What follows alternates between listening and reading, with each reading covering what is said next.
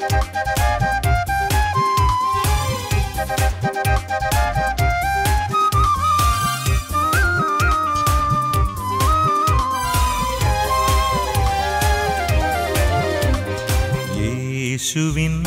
വാഗ്ദാനമേ പാവനാത്മനേ, ജീവൻ നൽകുന്ന ചൈതന്യമേ പരിശുദ്ധാത്മാവേ.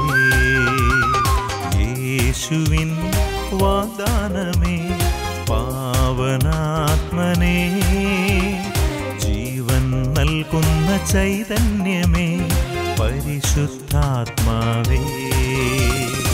ആത്മാവേ എന്നിൽ നിറയണമേ, ആത്മാവേ എന്നിൽ നിറയണമേ, അഭിഷേകത്തിൻ നിറവായി മാറ്റണമേ, അഭിഷേകത്തിൻ നിറവായി മാറ്റണമേ.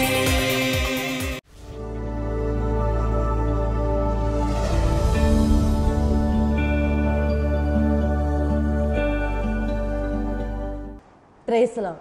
ഷേമ ഇസ്രായേലിൻ്റെ മറ്റൊരു എപ്പിസോഡിലേക്ക് ഏവർക്കും സ്വാഗതം.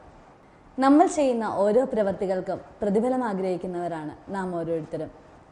മനുഷ്യർ ചെയ്യുന്ന ഓരോ സത്പ്രവർത്തികൾക്കും കാരുണ്യവാനായ ദൈവം പ്രതിഫലം നൽകുവാനായി കാത്തിരിക്കുകയാണ് എന്നതാണ് യാഥാർത്ഥ്യം.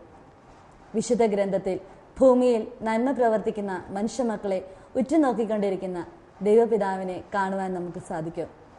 നന്മ ചെയ്യുന്നതിലൂടെയും മറ്റുള്ളവരെ സഹായിക്കുന്നതിലൂടെയും പാപങ്ങൾ ഉപേക്ഷിക്കുന്നതിലൂടെയും കാരുണ്യവാനായ ദൈവം നൽകുന്ന പ്രതിഫലങ്ങളെപ്പറ്റി വിശദീകരിക്കുകയാണ് ഇന്നത്തെ ഷേമ ഇസ്രായേൽ. ഇന്ന് നമുക്കായി വചനം പങ്കുവെച്ച് നൽകുന്നത് കാരിയസ് ഭവനിൽ നിന്നും ഫാദർ അനീഷ് മുണ്ടിയാനിക്കലാണ്. ഒരു വ്യക്തിയുടെ ജീവിതസാക്ഷ്യം കേട്ടുകൊണ്ട് ഇന്നത്തെ വചന ശുശ്രൂഷയിലേക്ക് നമുക്ക് പ്രവേശിക്കാം. ദൈവം നമ്മെ ഓരോരുത്തരെയും സമൃദ്ധമായി അനുഗ്രഹിക്കട്ടെ. ആമേൻ.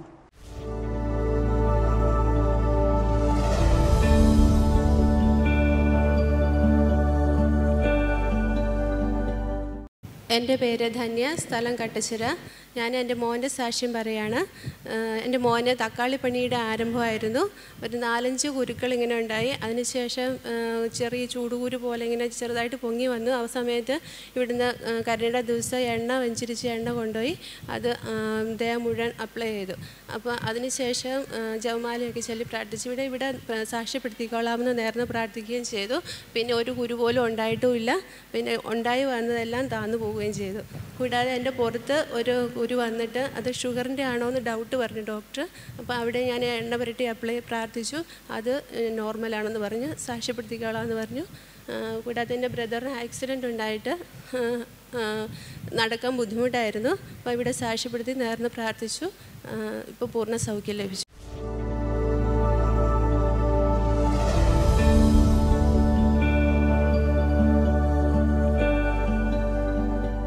മിശിഹായിലെ സ്നേഹമുള്ളവരെ, ഇന്നത്തെ ഷേമ ഇസ്രായേലിലൂടെ ദൈവത്തിൻ്റെ പരിശുദ്ധാത്മാവ് നമുക്ക് നൽകുന്ന സന്ദേശം, അതിൻ്റെ കാതൽ റോമാക്കാർക്ക് എഴുതിയ ലേഖനം 2-ാമത്തെ അധ്യായം 6-ാമത്തെ വചനമാണ്. കർത്താവ് ഇപ്രകാരം പൗലോസ്ലീഹായിലൂടെ പഠിപ്പിക്കുന്നു: എന്തെന്നാൽ ഓരോരുത്തർക്കും താങ്കളുടെ പ്രവൃത്തികൾക്കനുസരിച്ച് അവിടുന്ന് പ്രതിഫലം നൽകും. പ്രിയപ്പെട്ടവരെ, ദൈവം നമ്മളെ സൃഷ്ടിച്ച് ഈ ഭൂമിയിലേക്ക് ആക്കിയിരിക്കുന്നത്, നിയമിച്ചിരിക്കുന്നത്, ഇതൊരു നിയമനമാണ്. നമ്മളെ ദൈവം ഏൽപ്പിച്ചിരിക്കുന്ന ഒത്തിരിയേറെ ഉത്തരവാദിത്തങ്ങളുണ്ട്. ഏറ്റവും പ്രധാനപ്പെട്ട ഉത്തരവാദിത്തം ഞാനും എൻ്റെ ദൈവവും തമ്മിലുള്ള ബന്ധമാണ്. എൻ്റെ സൃഷ്ടാവും ഞാനും തമ്മിലുള്ള ബന്ധം. ആ ബന്ധത്തെ വളരെ ഭദ്രമായിട്ട് കാത്തു സൂക്ഷിക്കുക, പരിപാലിക്കുക എന്നത് നമ്മുടെ കടമയാണ്. ദൈവവുമായിട്ടുള്ള ബന്ധം അതിൻ്റെ പൂർണ്ണതയിൽ കാത്തു സൂക്ഷിക്കുക. നിയമജ്ഞൻ വന്ന് ഈശോയോട് ചോദിക്കുമ്പോൾ ഏറ്റവും പ്രധാനപ്പെട്ട കൽപ്പന ഏതെന്ന് ചോദിക്കുമ്പോൾ ഈശോ ആദ്യം പറയുന്നത്, നിൻ്റെ ദൈവമായ കർത്താവിനെ നീ പൂർണ്ണ ഹൃദയത്തോടും പൂർണ്ണ ആത്മാവോടും പൂർണ്ണ ശക്തിയോടും കൂടെ സ്നേഹിക്കണം. ദൈവവുമായിട്ട് നല്ലൊരു ബന്ധം സ്ഥാപിക്കാനാണ് ഈ ഭൂമിയിലേക്ക് നമ്മൾ വിട്ടിരിക്കുന്നത്. പക്ഷെ പലപ്പോഴും നമ്മുടെ ജീവിതത്തിൽ ഈ ദൈവവുമായിട്ടുള്ള ബന്ധം ഈ ഭൂമിയിലായിരിക്കുമ്പോൾ നഷ്ടപ്പെടാനായിട്ട് ഇടയാക്കുന്ന ഒരുപാട് ആളുകളുണ്ട്. ബുദ്ധിയിൽ വികാസം വരുമ്പോൾ, കൊച്ചു കുഞ്ഞുങ്ങളായിരിക്കുമ്പോൾ ഒരു കുഴപ്പവുമില്ല, അപ്പനെയും അമ്മയും ഒക്കെ ആശ്രയിച്ച് കടന്നു പോകുന്ന മക്കൾ ദൈവത്തിൻ്റെ മുമ്പിലും മനുഷ്യരുടെ മുമ്പിലും പ്രീതിയിലും സ്നേഹത്തിലുമൊക്കെ വളരുന്ന കുഞ്ഞുങ്ങൾ ഒരു പ്രായത്തിലേക്ക് എത്തുമ്പോൾ ഒരു ബോധ്യത്തിൻ്റെ തലത്തിലേക്ക് സ്വന്തമായിട്ട് ചിന്തിക്കാനും പ്രവർത്തിക്കാനും ഒക്കെ കഴിയുന്ന തലത്തിലേക്ക് വരുമ്പോൾ അഹങ്കാരം ആ വ്യക്തിയുടെ ഉള്ളിലേക്ക് മെല്ലെ പ്രവേശിക്കുകയും ഞാൻ ആരോ ആണെന്നുള്ള ഉള്ളിലേക്ക് കടന്നു വരികയും അപ്പോൾ പിന്നെ മാതാപിതാക്കളെയും ബന്ധുക്കളെയും സുഹൃത്തുക്കളെയും ഒക്കെ തള്ളിപ്പറഞ്ഞ് അവസാനം ആ കൂട്ടത്തിൽ ദൈവമെന്ന ഒരു വ്യക്തിയില്ലെന്നും ദൈവത്തെ ആരാധിക്കേണ്ട ആവശ്യമില്ലെന്നും നന്മ ചെയ്താൽ മാത്രം മതി എന്നുമുള്ള ചിന്തയിലേക്കൊക്കെ കടന്നു വരുന്നത് നമ്മുടെ സമൂഹത്തിൽ നമ്മൾ കാണുന്ന ഒരു പ്രത്യേക പ്രതിഭാസമാണ്. പ്രിയപ്പെട്ടവരെ, സൃഷ്ടിച്ചവനെ അറിയുക എന്നുള്ളതാണ് ഏറ്റവും പ്രധാനമായ കടമ, പ്രഥമവും പ്രധാനമായ കടമ. കർത്താവ് പറയുന്നു, ഈ വചനത്തിലൂടെ നമ്മളെ കർത്താവ് പറഞ്ഞു തരുന്ന കാര്യം ഇതാണ്: ഓരോരുത്തർക്കും താങ്കളുടെ പ്രവൃത്തികൾക്കനുസരിച്ച് അവിടുന്ന് പ്രതിഫലം നൽകും. അതുകൊണ്ട് ആദ്യമായി ദൈവവുമായിട്ടുള്ള കടപ്പാട് നമ്മൾ നിർവഹിക്കുക, നമ്മുടെ പ്രവൃത്തികൾ പരിശോധിക്കണം. രണ്ടാമത്തെ പ്രധാനപ്പെട്ട തലം എന്ന് പറയുന്നത് ഞാനും എൻ്റെ സഹോദരങ്ങളും തമ്മിലുള്ള ബന്ധമാണ്. പലപ്പോഴും പല ആളുകളും ഈ രണ്ടാമത്തെ തലം ആദ്യമായിട്ട് എടുത്തു വയ്ക്കാറുണ്ട്. അതായത് എൻ്റെ കടപ്പാട് മുഴുവൻ ഈ ലോകത്തിലാണ്, എൻ്റെ സഹോദരങ്ങളെ സ്നേഹിക്കണം, അവർക്ക് പുണ്യപ്രവൃത്തികൾ ചെയ്യണം, അതായത് പാവപ്പെട്ടവരെ ഒരുപാട് പേരെ സഹായിക്കണം, ഉയർത്തിക്കൊണ്ട് വരണം. അതൊരു പ്രധാനപ്പെട്ട തലം തന്നെയാണ്. ഈശോ പറയുന്നുണ്ടല്ലോ, നിയമജ്ഞനോട് രണ്ടാമത്തെ ഉത്തരം കൊടുക്കുന്നത്. ആദ്യത്തേതിന് തുല്യമായ മറ്റൊരു നിയമം കൂടിയുണ്ട്, അത് നിന്നെപ്പോലെ നിൻ്റെ അയൽക്കാരനെയും സ്നേഹിക്കുക എന്നുള്ളതാണ്. അതായത് നിനക്കുള്ള അവസ്ഥ നിൻ്റെ അയൽക്കാരനും ഉണ്ടെന്ന് നീ ഉറപ്പുവരുത്തുക, നിന്നെപ്പോലെ നിൻ്റെ അയൽക്കാരനെയും നീ സ്നേഹിക്കുക. പ്രിയപ്പെട്ടത്, രണ്ടാമത്തെ തലമാണ്. ദൈവവുമായിട്ടുള്ള ബന്ധത്തിൽ നീ നിലനിൽക്കുമ്പോൾ നിൻ്റെ സഹോദരനുമായിട്ടുള്ള ബന്ധത്തിലേക്ക് നീ കടന്നു വരണം. ഈ രണ്ടാമത്തെ കാര്യം ഇല്ലെങ്കിലും അത് പ്രശ്നമാണ്. അതുകൊണ്ട് കർത്താവ് വീണ്ടും പറയുന്നു, ഓരോരുത്തർക്കും താങ്കളുടെ പ്രവൃത്തിക്കനുസരിച്ചുള്ള പ്രതിഫലമായിരിക്കും ലഭിക്കുക. അന്ത്യവിധിയുടെ സമയത്തെക്കുറിച്ച് കർത്താവ് നമുക്ക് വെളിപ്പെടുത്തി തരുമ്പോൾ മത്തായിയുടെ സുവിശേഷത്തിൽ വെളിപ്പെടുത്തുമ്പോൾ ഈശോ ഇപ്രകാരം തന്നെയാണ് പറയുന്നത്. അതായത് എങ്ങനെയാണ് അന്ത്യവിധി? വലതുവശത്ത് ചെമ്മരിയാടുകളെയും ഇടതുവശത്ത് കോലാടുകളെയും വേർതിരിക്കുന്ന സമയം വരുന്നു. ആ സമയം എങ്ങനെയാണ് ഈ വിധി നടപ്പാക്കുന്നതെന്ന് ഈശോ നമുക്ക് വെളിപ്പെടുത്തി തരുന്നുണ്ട്. അതായത് തങ്ങളറിയാതെ നന്മ പ്രവൃത്തികൾ ചെയ്തവരെ വലതുവശത്ത്, അതായത് തിരഞ്ഞെടുക്കപ്പെട്ടവരുടെ ഗണത്തിലും, തങ്ങൾ അറിഞ്ഞുകൊണ്ട് നന്മ ചെയ്ത ആളുകളെ, അതായത് അറിഞ്ഞുകൊണ്ട് നന്മ ചെയ്തവരെന്ന് പറഞ്ഞാൽ അവർക്കറിയാം അവർ ചെയ്തിരിക്കുന്ന കാര്യങ്ങൾ, ഇനി ഇല്ല അറിഞ്ഞിട്ടും ചെയ്യാതെ പോയവർ, നന്മ പ്രവൃത്തികൾ ചെയ്യാതെ പോയവർ, അങ്ങനെയുള്ളവരെ ഇടതുവശത്ത്, അതായത് നിത്യശിക്ഷയിലേക്കും ഒരുക്കി നിർത്തുന്ന ഒരു രംഗം നമുക്ക് കാണാനായിട്ട് സാധിക്കും. അതുകൊണ്ട് നന്മ ചെയ്തവർക്ക് നന്മയുടെ പ്രതിഫലവും തിന്മ ചെയ്തവർക്ക് തിന്മയുടെ പ്രതിഫലവും ലഭിക്കുക, അത് തീർച്ചയായിട്ടും ന്യായയുക്തമാണ്. നമുക്ക് പലപ്പോഴും കാണാൻ സാധിക്കും, ഈ ലോക ജീവിതത്തിൽ തന്നെ നമ്മളായിരിക്കുമ്പോൾ ഇതിന് മരണാനന്തര ജീവിതത്തിലേക്ക് നമ്മൾ ചിന്തിക്കേണ്ട കാര്യം പോലുമില്ല. ഒരാൾ ചെയ്യുന്ന നന്മ പ്രവൃത്തിയുടെ പ്രതിഫലം ഒരുപക്ഷെ അപ്പോൾ തന്നെ, അല്ലെങ്കിൽ തൊട്ടടുത്ത നിമിഷത്തിൽ, അല്ലെങ്കിൽ വരുന്ന സമയങ്ങളിൽ പലരുടെയും ജീവിതത്തിലേക്ക് കടന്നു വരുന്ന കാണാറുണ്ട്. നന്മ ചെയ്യുന്നവർക്ക് നന്മയുടെ പ്രതിഫലവും തിന്മ ചെയ്യുന്നവർക്ക് തിന്മയുടെ പ്രതിഫലവും. ദൈവമെന്ന അനന്ത ശക്തി മുകളിൽ നമുക്ക് വേണ്ടി, അല്ലെങ്കിൽ നമ്മളെ കാണുന്ന ദൈവം എല്ലാത്തിനെയും നിയന്ത്രിക്കുന്നുണ്ടെന്നുള്ള ഏറ്റവും വലിയ തെളിവാണ് പ്രിയപ്പെട്ടവരെ നന്മ ചെയ്തവന് നന്മയുടെ പ്രതിഫലവും തിന്മ ചെയ്തവന് തിന്മയുടെ പ്രതിഫലവും ലഭിക്കുക. ഇത് പൗലോസ്ലീഹ ഈ ഒരു കാര്യം വെളിപ്പെടുത്തുന്നത്, ഇങ്ങനൊരു കാര്യം പറയുന്നത് ഒരു പ്രത്യേക സാഹചര്യത്തിലാണ്. മറ്റുള്ളവരെ കുറ്റം ആരോപിക്കുന്നവർ, മറ്റുള്ളവരുടെ കുറ്റങ്ങളും കുറവുകളും കണ്ടുപിടിക്കുന്നവരുടെ ഒരു സാഹചര്യത്തിൽ റോമാക്കാർക്ക് എഴുതിയ ലേഖനത്തിൽ ഇത് വെളിപ്പെടുത്തുമ്പോൾ പൗലോസ്ലീഹ പറയുന്ന ഇതാണ്: കർത്താവിൻ്റെ കരുണയെ നിങ്ങൾ പരീക്ഷിക്കരുത്. അതായത് മറ്റുള്ളവരെ കുറ്റപ്പെടുത്തുമ്പോൾ നീ ശ്രദ്ധിക്കുക, നീയും അതേ കുറ്റം തന്നെ ചെയ്യുന്നു. നീയും ആ കുറ്റം ചെയ്യുമ്പോൾ എങ്ങനെയാണ് നിനക്ക് മറ്റൊരാളെ വിധിക്കാൻ പറ്റുക? മറ്റുള്ളവരുടെ കുറ്റങ്ങളും കുറവുകളും കണ്ടെടുത്തി അത് മാത്രം ഇങ്ങനെ മറ്റുള്ളവരുടെ മുമ്പിൽ പെരുപ്പിച്ച് കാണിച്ച് നടക്കാൻ പറ്റുക? കുറ്റം പറയുന്ന നീയും അതേ തെറ്റ് തന്നെ ചെയ്യുന്നു. ഇനി അതല്ലെങ്കിൽ അതിന് തത്തുല്യമായ മറ്റൊരു തെറ്റ്. എന്നിട്ടാണ് പൗലോസ്ലീഹ പറയുന്നത്, നന്മ ചെയ്യുന്നവൻ നന്മയുടെ പ്രതിഫലം അവൻ സ്വീകരിക്കും, തിന്മ ചെയ്യുന്നവൻ തിന്മയുടെ പ്രതിഫലം. അതായത് ഓരോരുത്തർക്കും താങ്കളുടെ പ്രവൃത്തിക്കൊത്ത പ്രതിഫലം ലഭിക്കും. പ്രവൃത്തിക്കൊത്ത പ്രതിഫലം. പ്രിയപ്പെട്ടവരെ, ഒത്തിരി ആളുകളുടെ ജീവിതത്തിലൂടെ കടന്നു പോകുമ്പോൾ ഞാൻ കണ്ടിട്ടുണ്ട്, അവർ ചെയ്ത തിന്മ പ്രവൃത്തികൾ, അതായത് ഒരിക്കലും ചെയ്യരുതെന്ന് വിശുദ്ധ ഗ്രന്ഥത്തിൽ ബൈബിളിൽ രേഖപ്പെടുത്തിയിരിക്കുന്ന പ്രവൃത്തികളിലൂടെ കടന്നു പോകുന്ന വ്യക്തികളുടെ ജീവിതത്തിൽ മറ്റുള്ളവരെക്കാൾ കൂടുതൽ തകർച്ചകളും പതനങ്ങളും നഷ്ടങ്ങളും കഷ്ടങ്ങളുമൊക്കെ കടന്നു വരുന്നത് സ്വാഭാവികമാണ്. നമ്മുടെ ജീവിതത്തിൽ നമ്മൾ ചെയ്തു കൂട്ടിയിരിക്കുന്ന എല്ലാ പ്രവൃത്തികളുടെയും പരിണിത ഫലം അത് ഞാൻ തന്നെ അനുഭവിക്കുക എന്നുള്ളത് ദൈവഹിതമാണ്. അത് ദൈവഹിതമാണ്, അത് നാച്ചുറൽ ലോയാണ്, അതായത് പ്രകൃതി നിയമമാണ്. അതുകൊണ്ട് തിന്മ ചെയ്യുന്നവരുടെ പ്രതിഫലം തിന്മ തന്നെയായിരിക്കും. ഈ ഭൂമിയിൽ ദൈവം വിശുദ്ധ ഗ്രന്ഥത്തിൽ ബൈബിളിൽ പറഞ്ഞിരിക്കുന്ന, നമ്മൾ നിർദ്ദേശിച്ചിരിക്കുന്ന കാര്യങ്ങളിൽ വിരുദ്ധമായിട്ടുള്ള കാര്യങ്ങൾ സംഭവിക്കുമ്പോൾ അത് ലോകത്തിൽ മുഴുവനും, അതായത് ഒരു സമൂഹത്തിന് മുഴുവനും തകർച്ചയ്ക്കും നാശത്തിനും നഷ്ടത്തിനും കാരണമാകും. ഉദാഹരണത്തിന്, മദ്യപിക്കുന്ന ഒരപ്പനുള്ള വീട്, മദ്യപാനം പാപമാണ്, തെറ്റാണെന്നറിയാം. മദ്യപിക്കുന്ന അപ്പനുള്ള വീട്ടിൽ ആ അപ്പൻ്റെ ഒരാളുടെ ഒരു പ്രശ്നം മൂലം, ആ ഒരാളുടെ സ്വാർത്ഥത മൂലം സന്തോഷം നഷ്ടപ്പെട്ടു പോകുന്ന, ദുഃഖത്തിൻ്റെ കഴുത്തിലേക്ക് താണു പോകുന്ന, പട്ടിണിയിലേക്ക് താണു പോകുന്ന, അല്ലെങ്കിൽ സാംസ്കാരിക അധപതനത്തിലേക്ക് താഴ്ന്നു പോകുന്ന ഒരു കുടുംബമുണ്ട്. അവൻ്റെ മക്കളും അവൻ്റെ ജീവിത പങ്കാളിയും ഒക്കെയുണ്ട്. ആ പാപത്തിനുള്ള പരിണിത ഫലം ആ വ്യക്തിയുടെ ജീവിതത്തിൽ സംഭവിക്കുക എന്നുള്ളത് സ്വാഭാവികമാണ്. കാരണം ഇത്രയും പേരുടെ കണ്ണുനീരും ഇത്രയും പേരുടെ വേദനകളും അത്രയും പേരുടെ സ്വപ്നങ്ങളും ഒക്കെ തകർക്കുന്ന ഒരു വ്യക്തിയുടെ ജീവിതത്തിൽ തീർച്ചയായിട്ടും പ്രകൃത്യാ തന്നെ അതിനുള്ള ശിക്ഷണവും ലഭിക്കുക, പ്രിയപ്പെട്ടവരെ, അത് തീർച്ചയായിട്ടും ന്യായയുക്തമായ കാര്യമാണ്. ഇതുപോലെ തന്നെ പ്രിയപ്പെട്ടവരെ, മോശമായ പ്രവൃത്തികളിലേക്ക് ഏർപ്പെടുന്നവർ, വിശുദ്ധ ഗ്രന്ഥത്തിൽ പറഞ്ഞിരിക്കുന്ന പല തെറ്റായ പാപത്തിൻ്റെ പ്രവൃത്തികളും ആ വഴികളിലൂടെ കടന്നു പോകുമ്പോൾ ആ കുടുംബത്തിൽ സംഭവിക്കുന്ന അനർത്ഥങ്ങൾ, അസ്വസ്ഥതകളൊക്കെ നമുക്ക് കാണാൻ സാധിക്കും. ഇത് പ്രിയപ്പെട്ടവരെ, അനേകരുടെ ജീവിതത്തിൽ നൂറ്റാണ്ടുകളായിട്ട് പലരുടെയും ജീവിതത്തിൽ സംഭവിക്കുന്ന കാര്യങ്ങളുടെ വെളിച്ചത്തിൽ ദൈവം വെളിപ്പെടുത്തി കൊടുക്കുന്ന കാര്യമാണ് വിശുദ്ധ ഗ്രന്ഥത്തിലൂടെ നമുക്ക് എഴുതി കാണിക്കുന്നത്. കൈക്കൂലി മേടിക്കരുത്. കൈക്കൂലി മേടിക്കുന്നവൻ വ്യക്തിയുടെ ജീവിതത്തിൽ സംഭവിക്കുന്ന കാര്യങ്ങൾ നമുക്ക് കാണാൻ സാധിക്കും. ആ വ്യക്തിയുടെ ജീവിതത്തിൻ്റെ ഓരോ ഘട്ടങ്ങളിലും കടന്നു പോകുന്ന വലിയ വലിയ പ്രശ്നങ്ങളിലെ കൂമ്പാരങ്ങൾ. നിത്യമായിട്ട് ആരും എന്നും ദൈവത്തിൻ്റെ മുമ്പിൽ ഒരു പ്രധാനപ്പെട്ട വ്യക്തിയായിട്ട് കടന്നു പോകാൻ പറ്റില്ല. അവൻ്റെ ജീവിതത്തിലേക്ക് തകർച്ചകളും അനർത്ഥങ്ങളും ഒക്കെ കടന്നു വരുമ്പോൾ മറ്റുള്ളവരാലുള്ള സഹായം ലഭിക്കാതെ പോകുന്ന നമുക്ക് കാണാൻ സാധിക്കും. അതായത് ഈ സമൂഹത്തിന് തിന്മ ചെയ്ത ഒരു വ്യക്തി, സമൂഹത്തിന് തിന്മ ചെയ്ത് കടന്നുപോയ ഒരു വ്യക്തി മുന്നിൽ നിൽക്കുമ്പോൾ ആ വ്യക്തിക്ക് വേണ്ടി സംസാരിക്കാനോ വാദിക്കാനോ ആളില്ലാതെ പോകുന്ന ഒത്തിരിയേറെ കാര്യങ്ങൾ നമ്മുടെ ജീവിതത്തിലൂടെ കടന്നു പോകുന്നുണ്ട്. അതുകൊണ്ട് പ്രിയപ്പെട്ടവരെ, പൗലോസ്ലീഹ പഠിപ്പിക്കുന്ന ഈ ഒരു കാര്യം നമ്മുടെ ഹൃദയത്തിൽ നമ്മൾ ഏറ്റെടുക്കണം.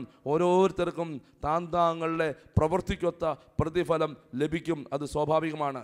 7-ാമത്തെ വചനം, റോമാക്കാർക്ക് ലേഖനം 2-ാമത്തെ അധ്യായം 7-ാമത്തെ വചനത്തിൽ പൗലോസ്ലീഹ ഇപ്രകാരം പഠിപ്പിക്കുന്നു: സത്കർമ്മത്തിൽ സ്ഥിരതയോടെ നിന്ന് മഹത്വവും ബഹുമാനവും അക്ഷയത്വവും അന്വേഷിക്കുന്നവർക്ക് അവിടുന്ന് നിത്യജീവൻ പ്രദാനം ചെയ്യും. അതായത് സത്കർമ്മങ്ങളിൽ നിത്യമായി സ്ഥിരതയോടെ നിന്ന് മഹത്വവും ബഹുമാനവും അക്ഷയത്വവും അന്വേഷിക്കുന്നവർക്ക് അവിടുന്ന് നിത്യജീവൻ പ്രദാനം ചെയ്യും. നോക്കിയേ, പൗലോസ്ലീഹ പഠിപ്പിക്കുന്നത് നിത്യജീവൻ എന്ന ഒരു വ്യക്തി എന്തിനു വേണ്ടി ജീവിക്കുന്നു? അതായത് ഈ ഭൂമിയിലെ ജീവിതത്തിന് ശേഷം മറ്റൊരു ജീവിതമുണ്ട്.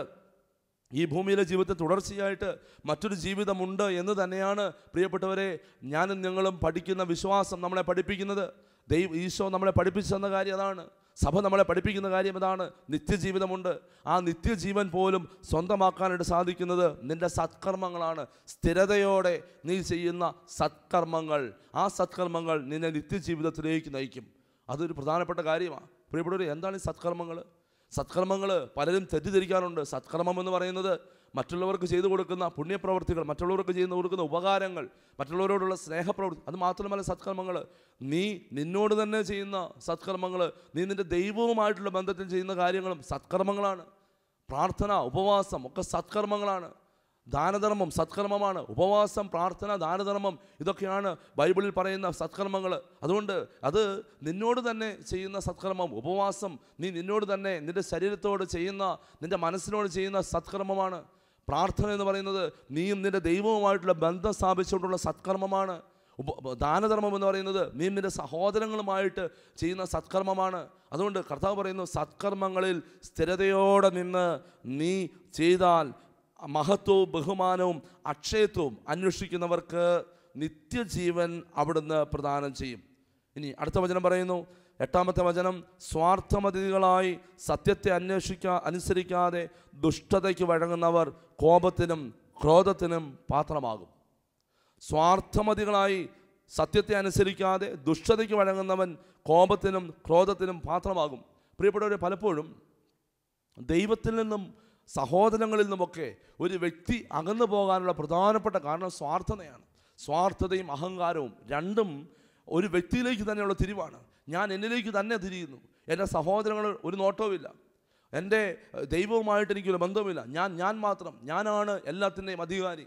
അഹങ്കാരവും സ്വാർത്ഥതയും ബൈബിളിൽ നമ്മൾ പഠിക്കുമ്പോൾ കാണാൻ സാധിക്കും. ബൈബിളിൽ ദൈവം വെറുക്കുന്നതായിട്ട് പറയുന്ന രണ്ട് പ്രധാനപ്പെട്ട കാര്യങ്ങളാണ് അഹങ്കാരവും സ്വാർത്ഥതയും. എനിക്ക് വേണ്ടി മാത്രം, ഞാൻ എനിക്ക് വേണ്ടി മാത്രം ജീവിക്കുന്നത്, എൻ്റെ വീട്, എൻ്റെ ചുറ്റുവട്ടങ്ങൾ, എൻ്റെ മക്കൾ, എൻ്റെ കുടുംബം, ഞാനാണ് ഏറ്റവും വലുത്. വീട്ടിൽ ചെന്ന് കഴിഞ്ഞാൽ ഞാനാണ് ഏറ്റവും വലുത്. ഞാൻ പറയുന്നത് എല്ലാവരും കേൾക്കണം. സ്വാർത്ഥത, അതായത് ഏറ്റവും നല്ലത് എനിക്ക് സ്വന്തമാക്കണം. ഈ സ്വാർത്ഥത, അഹങ്കാരം, അതായത് ഞാനാണ് ഏറ്റവും വലുതെന്നുള്ള ചിന്ത, ഈ സ്വാർത്ഥത എന്ത് ചെയ്യും? കർത്താവ് പറയാണ്, സ്വാർത്ഥമതികളായി സത്യത്തെ അനുസരിക്കാതെ ദുഷ്ടതയ്ക്ക് വഴങ്ങുന്നവർ കോപത്തിനും ക്രോധത്തിനും പാത്രമാകും. സ്വാർത്ഥമതികളായി സത്യത്തെ അനുസരിക്കാതെ, എന്താണ് സത്യം? അവിടുത്തെ വചനമാണ് സത്യം. അതായത് ദൈവവചനത്തെ അനുസരിക്കാതെ, എന്താണ് സത്യം? യേശുവാണ് സത്യം. വചനം മാംസമായ യേശുവാണ് സത്യം. യേശുവിനെയും യേശുവിൻ്റെ വചനങ്ങളെയും പിതാവിൻ്റെ ദൈവത്തിൻ്റെ വചനങ്ങളെയും അനുസരിക്കാതെ സ്വാർത്ഥമതികളായിട്ട് പോകുന്ന വ്യക്തികൾ ദുഷ്ടതയ്ക്ക് വഴങ്ങുന്നവർ, അങ്ങനെ കോപത്തിനും ക്രോധത്തിനും പാത്രമാകും. ഇതാണ് പ്രിയപ്പെട്ടവരെ നിത്യമായ നാശമെന്ന് പറയുന്നത്. ഈ ഭൂമിയിൽ ജീവിച്ചിരിക്കുമ്പോൾ പ്രിയപ്പെട്ടവരെ, നമ്മുടെ ജീവിതം ഏറ്റവും വിലയുള്ള ജീവിതമാണ്. ഞാനിങ്ങനെ തീരുമാനമെടുക്കണം. എൻ്റെ ജീവിതം കൊണ്ട് എനിക്ക് പ്രയോജനമുണ്ടാവണം. എനിക്ക് നൽകിയിരിക്കുന്ന ജീവിതം കൊണ്ട് എൻ്റെ ദൈവത്തെ ഞാൻ ആരാധിക്കണം, ദൈവത്തെ കാണണം, ദൈവത്തെ ഞാൻ കണ്ടെത്തണം, അന്വേഷിച്ച് ഞാൻ കണ്ടെത്തണം. ഇനി മറ്റൊരു കാര്യം, എൻ്റെ ജീവിതം കൊണ്ട് എൻ്റെ ചുറ്റുവട്ടത്തിലുള്ളവർക്ക് ഉപകാരമുണ്ടാകണം. ഒരു തരത്തിലും മറ്റൊരാളെ വേദനിപ്പിക്കുന്ന, എൻ്റെ കുടുംബത്തിലുള്ളവരോ എൻ്റെ കൂടെ വസിക്കുന്നവരോ അവർക്ക് യാതൊരു വിധത്തിലുള്ള വേദനകളും എൻ്റെ വാക്കുകൊണ്ടോ പ്രവൃത്തി കൊണ്ടോ ചിന്ത കൊണ്ടോ പോലും വരാതെ ഞാൻ അവരെ സ്നേഹിക്കുകയും അവർക്ക് സ്നേഹം പങ്കുവെച്ച് കൊടുക്കുകയും ചെയ്യണം. ഒപ്പം അതിനേക്കാളും ഉപരിയായിട്ട് മറ്റുള്ളവർക്ക് നന്മ ചെയ്യണം. പ്രിയപ്പെട്ടവരെ, ബൈബിൾ പഠിപ്പിക്കുന്ന ഒരു പ്രധാനപ്പെട്ട പാപത്തിൻ്റെ മേഖലയാണ് ഉപേക്ഷയാലുള്ള പാപം. വിചാരവും വാക്കും പ്രവൃത്തിയും മാത്രമല്ല, ഉപേക്ഷയാലുള്ള പാപം. അതായത് നീ ചെയ്യേണ്ട നന്മ ചെയ്യാതിരിക്കുന്നത്. അതിനെക്കുറിച്ചാണ് നമ്മൾ പറയുന്നത്. അതായത് ഓരോരുത്തർക്കും പ്രവൃത്തികൾക്കൊത്ത പ്രതിഫലം ചെയ്യും. ഇന്ന് നമ്മുടെ സമൂഹത്തിൽ കാണുന്ന ഒരു പ്രധാനപ്പെട്ട പ്രവണതയാണ് എൻ്റെ പ്രിയപ്പെട്ടവരെ, ചെയ്യേണ്ട നന്മ ചെയ്യാതെ പോകുന്നത്. ഒരാൾക്ക് ചെയ്യാൻ പറ്റുന്ന നന്മ പ്രവൃത്തി ചെയ്യാതെ പോകുന്നത്. ഓഫീസുകളിൽ ജോലി ചെയ്യുന്നവരും അതുപോലെ തന്നെ വഴിയിൽ നടന്നു പോകുന്നവരും ഏതെങ്കിലുമൊക്കെ വ്യക്തികളെ കണ്ടുമുട്ടുന്നവരും നിനക്ക് ചെയ്യാൻ പറ്റുന്ന സഹായം ചെയ്യാതിരിക്കുന്നത് പലപ്പോഴും സ്വാർത്ഥതയാണ്. സ്വാർത്ഥത കൊണ്ടാണ് ചെയ്യാതെ പോകുന്നത്. നല്ല സമറിയാക്കാരൻ്റെ ഉപമയിൽ ഈശോ നമുക്ക് കാണിച്ചു തരുന്ന മാതൃക, സമറിയാക്കാരൻ്റെ മാതൃക, അതായത് ശത്രുപോലുമായ യഹൂദനും സമറിയാക്കാരനും തമ്മിൽ കണ്ടാൽ മിണ്ടാത്തവനാണ്. പക്ഷേ എന്നാലും ആ യഹൂദന് സമറിയാക്കാരൻ എന്ന ശത്രുവാണ് അയൽക്കാരനായിട്ട് മാറുന്നത്. മറ്റുള്ളവർ, ലേവായനും പുരോഹിതനും അവരുടെ ജീവിതത്തിൽ പറ്റിയ കാര്യം അവർ സ്വാർത്ഥരായിപ്പോയി. അവരുടെ കാര്യം നോക്കിപ്പോയി, മറ്റൊരാളുടെ ജീവിതത്തിലേക്ക് ഇടപെട്ടില്ല. അതുകൊണ്ട് ഈശോ ഈ സമറിയാക്കാരനെ നല്ല അയൽക്കാരനായിട്ട് സുവിശേഷത്തിൽ അവതരിപ്പിക്കുകയാണ്. എൻ്റെ പ്രിയപ്പെട്ടവരെ, ദൈവം നമുക്ക് നൽകുന്ന വലിയൊരു സന്ദേശം, ഉപേക്ഷയാലുള്ള പാപം നമ്മുടെ ജീവിതത്തിൽ ഉണ്ടാവാൻ പാടില്ല. മറ്റുള്ളവർക്ക് നന്മ പ്രവൃത്തികൾ ചെയ്തുകൊണ്ട് ജീവിക്കാൻ നമുക്ക് സാധിക്കട്ടെ. അതുകൊണ്ട് പ്രിയപ്പെട്ടവരെ, നമുക്ക് മനസ്സിലാക്കാം, എൻ്റെയും നിങ്ങളുടെയും പ്രവൃത്തികൾ വളരെ വിലപ്പെട്ടതാണ്. ഈ ഭൂമിയിലേക്ക് ദൈവം നമ്മളെ അയച്ചിരിക്കുന്നത് നമ്മുടെ പ്രവൃത്തികൾ വഴി ദൈവത്തിന് മഹത്വം കിട്ടാൻ വേണ്ടിയാണ്. എൻ്റെ പ്രവൃത്തി വഴി ദൈവത്തിന് മഹത്വം കിട്ടണം. ഞാനൊരു നല്ല പ്രവൃത്തി ചെയ്യുമ്പോൾ മഹത്വം കിട്ടുന്നത് ദൈവത്തിനാണ്. എന്നിലൂടെ മഹത്വം കിട്ടുന്നത് ദൈവത്തിനാണ്. ഞാനൊരു തിന്മ പ്രവൃത്തി ചെയ്യുമ്പോൾ നീ ഒരു ദൈവത്തിൻ്റെ പൈതലാണെങ്കിൽ പ്രിയപ്പെട്ടവരെ, നിന്നിലൂടെ ആ മഹത്വം നഷ്ടപ്പെടുന്നത് ദൈവത്തിനാണ്, പേര് നഷ്ടപ്പെടുന്നത് ദൈവത്തിനാണ്. കാരണം നീ ദൈവത്തിൻ്റെ ഛായയിലും സാദൃശ്യത്തിലും സൃഷ്ടിക്കപ്പെട്ട വ്യക്തിയാണ്. അതുകൊണ്ട് പ്രിയപ്പെട്ടവരെ, പ്രവൃത്തി ചെയ്ത് നന്മ ചെയ്ത് ദൈവത്തിൻ്റെ ഹിതത്തിന് പാത്രമായി ജീവിക്കാം. ഒപ്പം നിത്യജീവിതം സ്വന്തമാക്കുവാൻ ആത്മാർത്ഥമായിട്ട് പരിശ്രമിക്കാം. അതിനായി ദൈവം നമ്മളെ ഓരോരുത്തരെയും സഹായിക്കട്ടെ എന്ന് നമുക്ക് പ്രാർത്ഥിക്കാം. നമ്മുടെ കുറവുകളെയും ബലഹീനതകളെയും പ്രത്യേകമായി നമ്മുടെ ജീവിതത്തിൽ ഇങ്ങനെ വീഴ്ചകളുണ്ടായ നിമിഷങ്ങളെക്കുറിച്ച് കർത്താവിനോട് മാപ്പ് ചോദിക്കുകയും നല്ല പ്രവൃത്തികൾ ചെയ്യുവാനുള്ള കൃപയ്ക്ക് വേണ്ടി പ്രാർത്ഥിക്കുകയും ചെയ്യാം. ഒരുപക്ഷെ തിന്മയുടെ വഴികളിലൂടെ അറിഞ്ഞോ അറിയാതെയോ ഒക്കെ കടന്നു പോകുന്ന മക്കളുണ്ടാവാം. ആത്മാർത്ഥമായിട്ട് ആരാധനയുടെ വിശുദ്ധ കുർബാനയുടെ മുമ്പിൽ നമുക്ക് പ്രാർത്ഥിക്കാം. ദൈവം നമ്മളെ ഓരോരുത്തരെയും സഹായിക്കട്ടെ. ആമേൻ.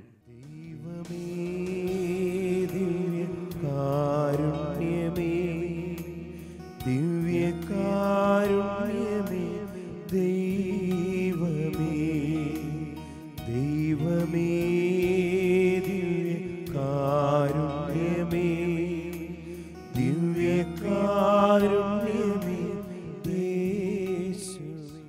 പരിശുദ്ധ പരമ ദിവ്യകാരുണ്യത്തിന് എന്നേരവും ആരാധനയും സ്തുതിയും പുകഴ്ചയും ഉണ്ടായിരിക്കട്ടെ.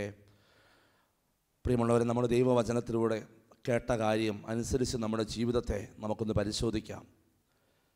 ദൈവം നമുക്ക് പറഞ്ഞു തന്ന കാര്യം, നന്മയ്ക്കനുസരിച്ചുള്ള പ്രതിഫലം നന്മയായും തിന്മയ്ക്കനുസരിച്ചുള്ള പ്രതിഫലം തിന്മയായും നമ്മുടെ മേൽ കടന്നു വരും. നന്മയും തിന്മയും നമ്മുടെ മുൻപിലുണ്ട്. നമ്മളാണ് തിരഞ്ഞെടുക്കുന്നത്. നന്മ തിരഞ്ഞെടുക്കുന്നവർക്ക് നന്മയുടെ പ്രതിഫലവും തിന്മ തിരഞ്ഞെടുക്കുന്നവർക്ക് തിന്മയുടെ പ്രതിഫലവും നമുക്ക് ലഭിക്കും. നമ്മുടെ പ്രവൃത്തികൾക്കനുസരിച്ചാണ് ദൈവം നമുക്ക് പ്രതിഫലം തരിക. പ്രിയപ്പെട്ടവരെ, നമുക്ക് നമ്മുടെ ഹൃദയത്തെ ഒന്ന് പരിശോധിക്കാം. എത്രമാത്രം പ്രവൃത്തികൾ, തിന്മയുടെ പ്രവൃത്തികൾ, തിന്മയുടെ വാക്കുകൾ, തിന്മയുടെ ചിന്തകൾ, തിന്മയായിട്ടുള്ളത്, അതായത് ദൈവത്തിനെതിരായും സഹോദരങ്ങൾക്കെതിരായും നമ്മൾ എത്രമാത്രം തിന്മകൾ, പ്രവൃത്തികൾ ഒക്കെ നമ്മൾ ചെയ്തിട്ടുണ്ട്. കർത്താവേ, അതിനുള്ള പ്രതിഫലം നമുക്ക് ലഭിക്കും. കർത്താവേ, ഞങ്ങളുടെ പ്രവൃത്തികൾക്കനുസരിച്ച് ഞങ്ങളെ ശിക്ഷിക്കരുതേ എന്ന് സങ്കീർത്തകനോട് ചേർന്ന് നമുക്ക് പ്രാർത്ഥിക്കാം. ഒരുപക്ഷേ നമ്മുടെ മുൻകാല ജീവിതത്തിൽ ഒരു വചനം കേട്ട് മാറ്റം വരുന്നതിന് മുമ്പ്, നമ്മുടെ ജീവിതത്തിൽ അനുദപിക്കുന്നതിന് മുമ്പ് കടന്നു വന്നിരിക്കുന്ന പാപത്തിൻ്റെ പരിണിത ഫലങ്ങൾ ഉണ്ടെങ്കിൽ അവയെല്ലാം മാറിപ്പോകട്ടെ. നിൻ്റെ പ്രവൃത്തികൾ, ആ പ്രവൃത്തികൾ, മോശമായ പ്രവൃത്തികൾ, അറിവില്ലായ്മയുടെ കാലത്ത്, നിനക്ക് ബോധ്യങ്ങളില്ലാതിരുന്ന കാലത്ത്, നീ ദൈവത്തെ അറിയാതിരുന്ന കാലത്ത് നിൻ്റെ ജീവിതത്തിൽ വന്നിരിക്കുന്ന എല്ലാ തിന്മയുടെ പ്രവൃത്തികളും മാറിപ്പോകുവാൻ ആഗ്രഹിച്ച് പ്രാർത്ഥിക്കട്ടെ. കർത്താവേ, എന്നോട് കരുണ തോന്നണമേ എന്ന് പ്രാർത്ഥിക്കാം. കരങ്ങൾ ഹൃദയത്തോട് ചേർത്ത് പിടിച്ച് നമ്മുടെ പ്രവൃത്തികളെ കർത്താവിന് മുമ്പിലേക്ക് സമർപ്പിക്കാം.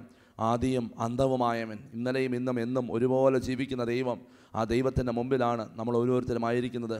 ദൈവമേ, ഞങ്ങളോട് കരുണ കാണിക്കണമേ. ദൈവമേ, ഞങ്ങളെ ഓരോരുത്തരെയും അനുഗ്രഹിക്കണമേ എന്ന് നമുക്ക് പ്രാർത്ഥിക്കാം. കർത്താവേ, ഞങ്ങളുടെ പ്രവൃത്തികൾക്കനുസരിച്ച് ഞങ്ങളെ ശിക്ഷിക്കരുതേ. ഞങ്ങളുടെ പാപങ്ങളും കടങ്ങളും ക്ഷമിച്ച് ഞങ്ങളെ വിശുദ്ധീകരിക്കണമേ എന്ന് നമുക്ക് പ്രാർത്ഥിക്കാം. കരങ്ങൾ യാചനാപൂർവ്വം പിടിച്ച് എല്ലാവരും നിങ്ങളുടെ മുൻകാല പ്രവൃത്തികളെ ഓർത്ത് കർത്താവിനോട് മാപ്പ് ചോദിക്കുന്നു. ഈശോയെ ക്ഷമിക്കണമേ. വിശുദ്ധ കുർബാനയിലെ ഈശോയെ ഞങ്ങളോട് ക്ഷമിക്കണമേ എന്ന് പ്രാർത്ഥിക്കുന്നു. നിങ്ങളെ തന്നെ വിശുദ്ധീകരിക്കുവിൻ. നാളെ കർത്താവ് നിങ്ങളുടെ ജീവിതത്തിൽ ചെയ്യുന്ന പ്രവൃത്തി നിങ്ങൾ ദർശിച്ചും കർത്താവിൻ്റെ മഹത്വം ദർശിച്ച് നിങ്ങൾ അനുഗ്രഹം പ്രാപിക്കും. കർത്താവെ, കരുണ കാണിക്കണമേ എന്ന് നമുക്ക് പ്രാർത്ഥിക്കാം. ഈശോയെ, അങ്ങയുടെ കൃപയും അനുഗ്രഹം കൊണ്ട് ഞങ്ങളെ നിറയ്ക്കണമേ. ഈശോയെ നന്ദി, ഈശോയെ സ്തുതി, ഈശോയെ ആരാധന, ഈശോയെ മഹത്വം. പ്രിയപ്പെട്ടവരെ, കരങ്ങൾ കൂപ്പാം, കണ്ണുകൾ അടയ്ക്കാം. നമ്മുടെ ആവശ്യങ്ങളെയും നിയോഗങ്ങളെയും ഒക്കെ കർത്താവിൻ്റെ മുമ്പിലേക്ക് സമർപ്പിക്കാം.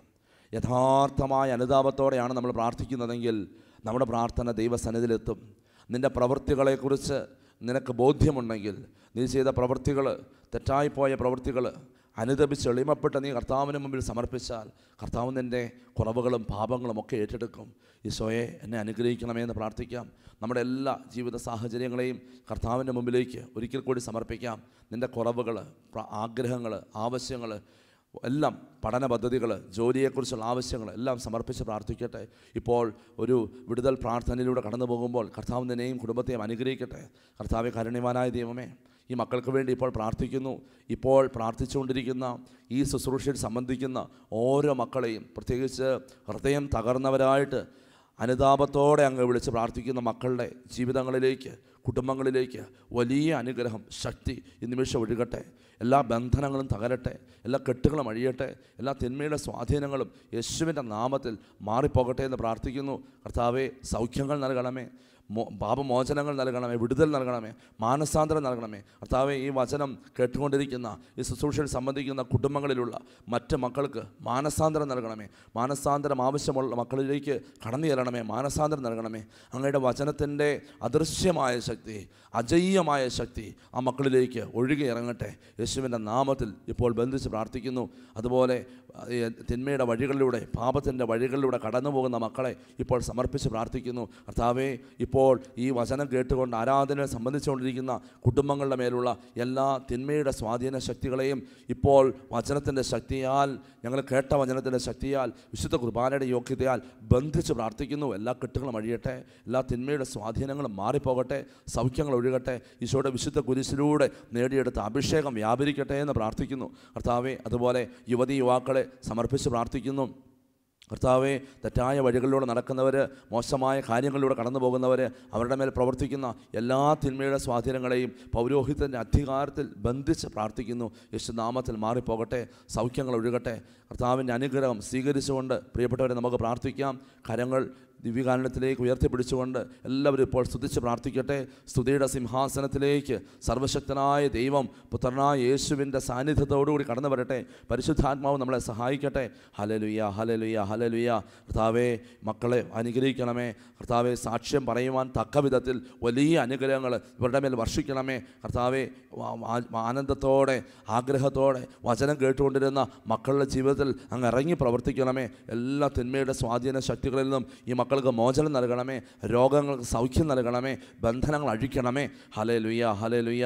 യേശുവേ നന്ദി, യേശുവേ നന്ദി, യേശുവേ സ്തുതി, യേശുവേ ആരാധന.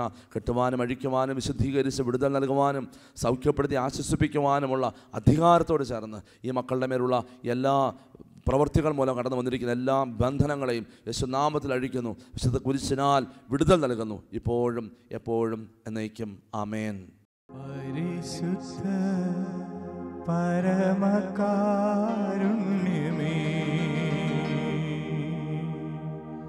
ഉള്ള